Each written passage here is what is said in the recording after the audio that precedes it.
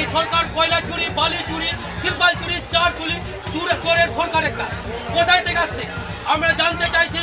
এই তিরপালগুলো যেখানে বিক্রি হচ্ছে ওপেন মার্কেটে, সরকার কি ব্যবস্থা নিচ্ছে? আমাদের মানিকচকের প্রশাসন নতুন ট্যাগ লাগিয়ে খোলা বাজারে কি জিনিস বিক্রি করা হচ্ছে দেখুন।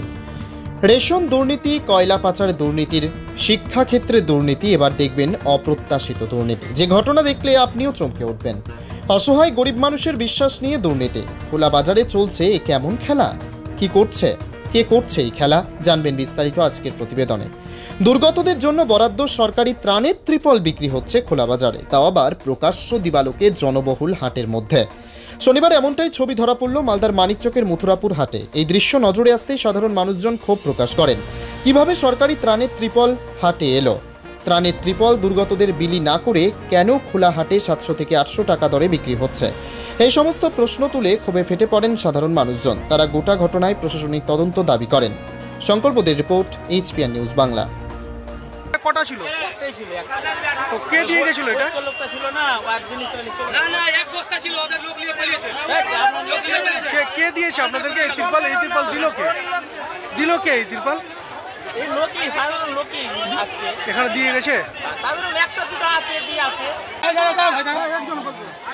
আমরা আজকে হাটে এসেছি। হাটে এসে দেখতে পাচ্ছি যে এই শনিবার হাটে, মথুরাপুর হাট, এখানে হাজার হাজার এই বন্যা দুর্গতদের যে রিলিফ ফান্ডের যে ত্রিপালটা আছে, পশ্চিমবঙ্গ সরকার ওই কি বলে ওটাকে, কি বঙ্গ, এই ত্রিপালটা এখানে বিক্রি হচ্ছে। ওদেরকে জিজ্ঞেস করলাম, দাদা এই ত্রিপাল কোথা থেকে পেলেন আপনারা? এটা তো সরকারি ত্রিপাল। সাধারণত মালদা মুর্শিদাবাদের লোক, বন্যা কবলিত লোক, গঙ্গার ভাঙনে এরা দুর্দশাগ্রস্ত। কারো মানে এমনও মানুষ আছে যাদের টোটালি ভূমিহীন।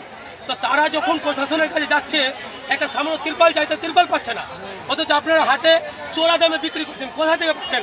ওরা বলছে আমাদের উপর থেকে যোগাযোগ আছে। উপরটা কে? এই তদন্তটা আমরা চাইছি। কার মাধ্যমে এই ত্রিপালটা এখানে আসলো এবং বিক্রি হলো? কেন সাধারণ মানুষ ত্রিপালটা পাবে না? এইভাবে হাটে ওপেন বিক্রি করছে। তাহলে এই সরকারটা কোথায় গিয়ে দাঁড়িয়েছে? আমি সরকারের কাছে, মানিকচকের বিডিও সাহেবের কাছে, মানিকচকের IC সাহেবের কাছে অনুরোধ জানাবো, এর সঠিক তদন্ত হোক এবং যে দোষী তাদের উপযুক্ত শাস্তির ব্যবস্থা হোক। কোথা থেকে আসলো মনে করছেন এই ত্রিপাল? এই ত্রিপাল নিশ্চয়ই কোনো একটা চোরা কারবারের মধ্যে দিয়ে এখানে এসছে। ওদেরকে জিজ্ঞেস করছি, কেউ বলছে মানিকচক থেকে, কেউ বলছে কালিয়াচক থেকে। সঠিক কিছু বলছে না। কিন্তু যেখান থেকে আসলে সরকারের ত্রিপাল, সাধারণ মানুষের পাওয়ার অধিকার, সাধারণ মানুষকে এটা দেওয়া হোক। এভাবে হাটে কেন বিক্রি হবে? এটাই প্রতিবাদ।